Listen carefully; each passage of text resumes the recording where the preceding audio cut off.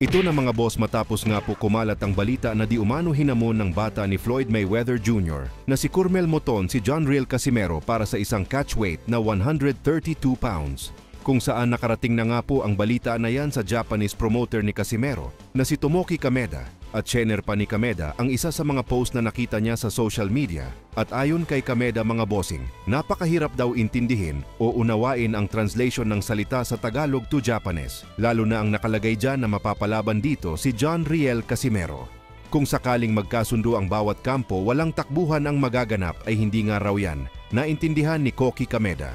Sa madaling salita po mga boss, walang negosasyon na nagaganap sa pagitan ng kampo ni Kameda at kampo ni Curmel Moton at mukhang wala ring kaalam-alam si John Riel Casimero na pinag-uusapan silang dalawa ni Curmel Moton.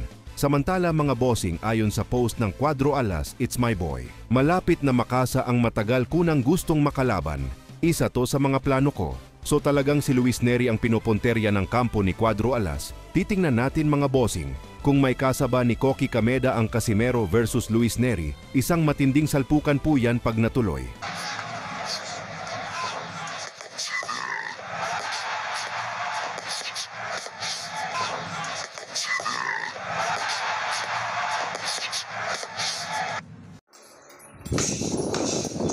Wala.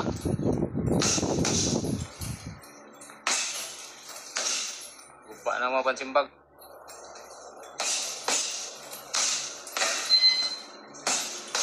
Ay, pagkukuha na dali ang kuhan. Mga pansimbag. Wala na. Wala na.